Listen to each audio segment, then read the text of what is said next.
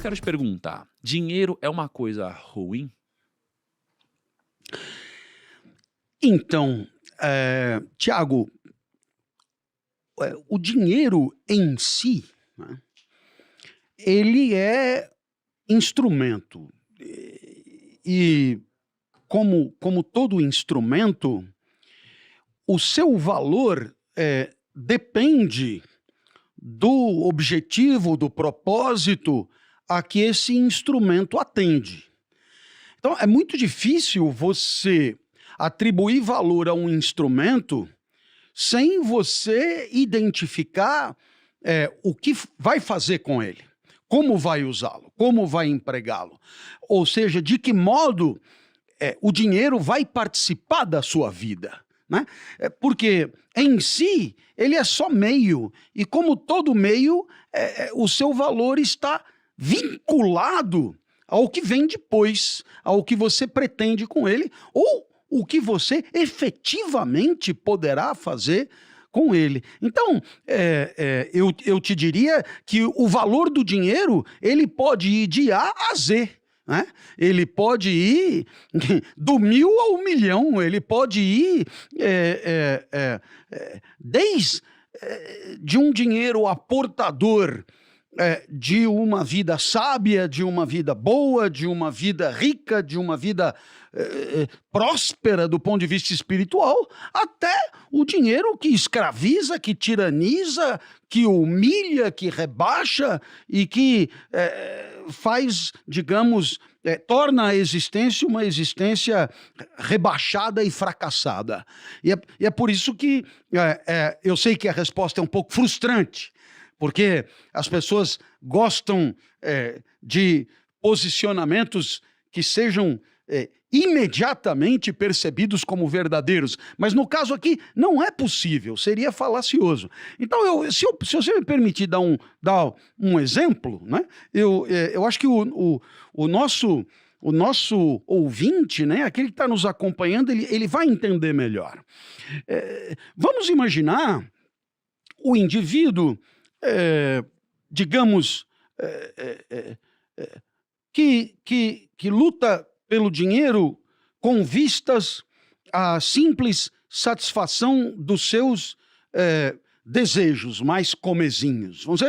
Vamos combinar, esse é um caso muito trivial. Né? Então, o indivíduo deseja tal coisa, então ele sabe que aquela coisa requer um instrumento que é o dinheiro, então ele vai atrás do dinheiro para alcançar aquela coisa. Portanto, o valor do dinheiro está diretamente relacionado à satisfação daquele desejo.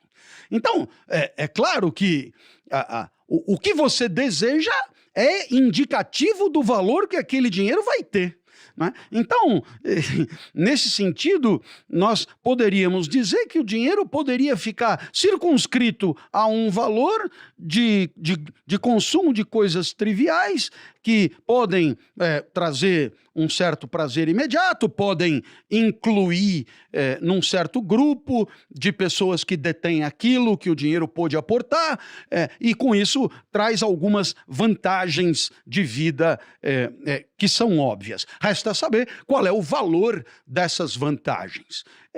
Muitas vezes essas vantagens, elas são limitantes da vida, são um teto muito baixo, são um teto, eu diria, restritivo daquilo que poderia ser mais augusto, mais auspicioso, que são, evidentemente, os caminhos de maior elevação espiritual.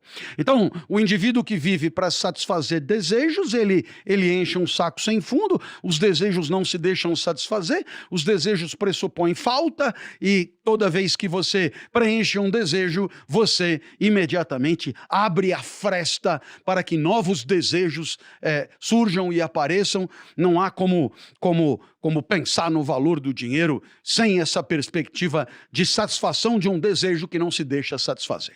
Então, nesse sentido, todo mundo sabe que quando você compra um artefato técnico, e esse artefato técnico costuma ter um número, né? Sei lá, tablet número 5, por exemplo, né? E aí, ao comprar, muito rapidamente, a lógica da circulação do capital exige, é preciso que você continue gastando e, portanto, é preciso que haja algo além dos 5 a comprar, portanto, os 6. E aí, claro, é preciso inovar, e aí você acrescenta algum atributo técnico, muitas vezes muitas vezes interessante mesmo, e aí você compra o 6 e o 7 e o 8 e a única garantia é que não parará no 10, né? Não parará no 10. Você vai entulhando coisas que, de alguma maneira, atenderão a uma alegria imediata, mas, obviamente, se inscrevem numa lógica onde você estará sempre fomentado ou instado a ir comprar outro e outro. Então, nesse sentido, o dinheiro pode ter um valor de teto muito, muito acanhado, muito apequenador, muito reduzido, muito embora existente, porque ainda é melhor aqui e acolá a satisfação de alguma coisa, ainda que comezinha, do que não poder, de fato, ter nenhum tipo de prazer que essas coisas trazem. Agora, o dinheiro pode proporcionar coisas muito maiores.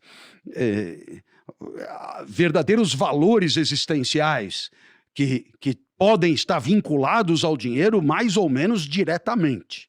Então, eu começaria por um mais remoto, que é a questão da liberdade.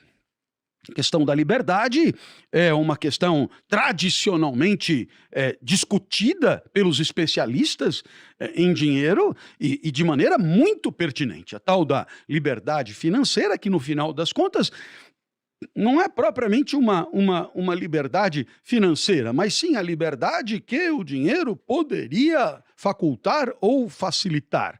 Então, nesse sentido, claro está que nós poderíamos pensar numa liberdade inicialmente consequência das nossas possibilidades de escolha, de deliberação, de vida, e nesse sentido, quando a liberdade se objetiva numa escolha, numa deliberação, é claro que o dinheiro poderá abrir o leque de alternativas existenciais. E poderá abrir o leque de alternativas existenciais de modo muito auspicioso, muito benfazejo, muito enriquecedor, né? Então, nesse sentido, eu poderia, eu mesmo, na minha trajetória, citar N exemplos de limitantes que me impediram de seguir caminhos que com dinheiro eu os teria trilhado. De maneira, eu diria, muito positiva para a minha existência e que foram obstados por conta da falta de recursos. Então, não cabe a menor dúvida que essa liberdade existencial que é a nossa, que, claro, tem a ver com essa parte da vida que depende de nós, das nossas escolhas, né? Os estoicos nos ensinam, como Epicteto, um pedaço da vida depende de nós, o outro pedaço não depende de nós. Agora, para esse pedaço que depende de nós, o dinheiro pode ser muito potencializador. E nesse sentido, ele não será de jeito nenhum um mal. Perceba como o valor do dinheiro tem a ver com o uso que você fará dele. Então, nesse sentido, eu poderia te dizer que hoje eu tenho um trabalho ligado à filosofia e que é apresentado nas redes sociais, apresentados pela internet, apresentados, etc. Ora, se eu tivesse mais recursos, o meu trabalho ele poderia ser, eu diria, capilarmente alcançar mais longe e chegar a segmentos da sociedade que eu não consigo alcançar.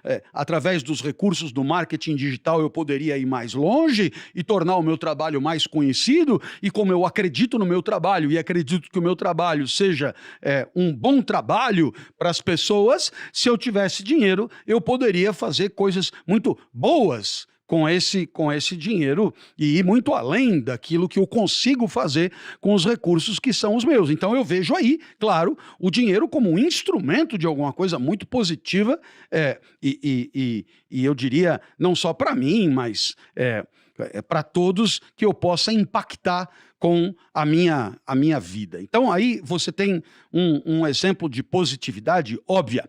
Um outro exemplo é a questão da excelência, né? É a questão da arete, como eu sei que você gosta tanto desse termo, e esse termo soa tão bem para você. Tiago já comentou comigo outras vezes.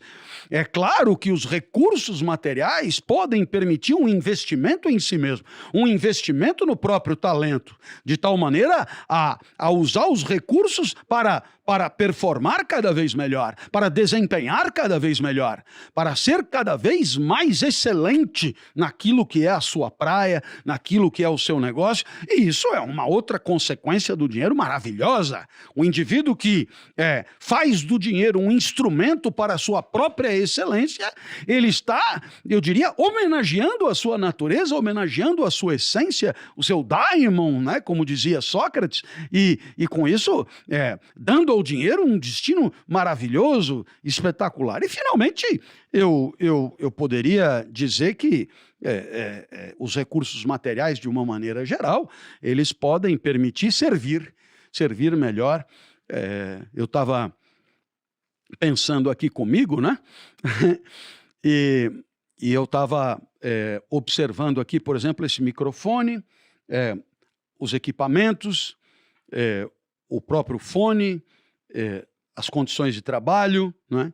E não cabe a menor dúvida que tudo isso aqui existe e tem um valor maravilhoso, porque permite servir melhor, permite atender melhor, permite ser percebido com mais qualidade, permite, né? Eu costumo brincar que faço as minhas produções deitado no sofá com o celular na barriga, né? E aí eu vou falando e tal. Funciona também? Funciona também, claro que funciona também.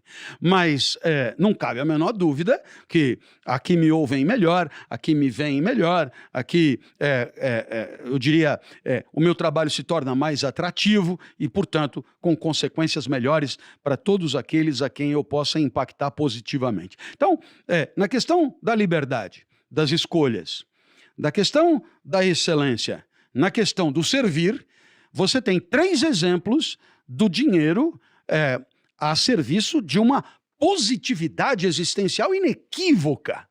Agora, como eu te digo, o dinheiro ele mesmo é neutro, ele é indiferente e dependendo do uso que você faz dele, você poderá torná-lo magnífico ou desprezível.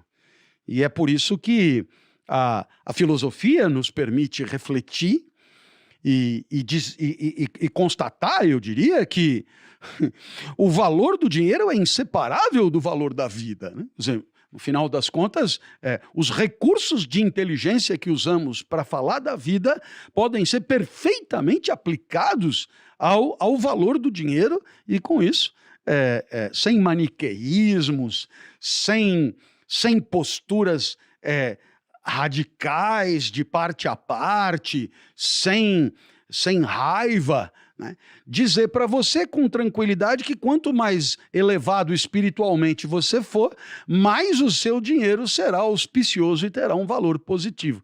Quanto mais medíocre do ponto de vista existencial você for, menos o seu dinheiro vai valer, seja a cifra que for, né? Seja a cifra que for, porque o valor do dinheiro, curiosamente, não tem muito a ver com o montante do dinheiro, que é outra coisa, né? É o valor de cada unidade de dinheiro, digamos assim, que poderá ser positivo ou não. Acho que...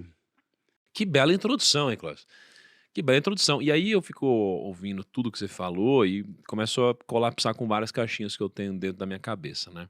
Uma delas parte de um raciocínio que você trouxe, onde o dinheiro é neutro, mas o valor dele está em qual será o destino dele, né? Então você pode usar isso para te trazer uma felicidade ou para causar uma maldade, né, na vida de alguém, e o valor que a gente vai atribuir a isso tem muito a ver com o destino dele, no final das contas, porque ele é neutro, mas ele tem poder. E aí, né, como eu comecei a pergunta dizendo o dinheiro é uma coisa ruim, Eu faço essa pergunta porque muitas pessoas olham para o dinheiro como uma coisa ruim, Hum. não é? Só que também tem muitas pessoas que olham para o dinheiro como uma coisa boa, leve e libertadora, não é? Então, no final das contas, o dinheiro ele tem várias faces e cada um vê aquela que merece ou que você crê de alguma forma.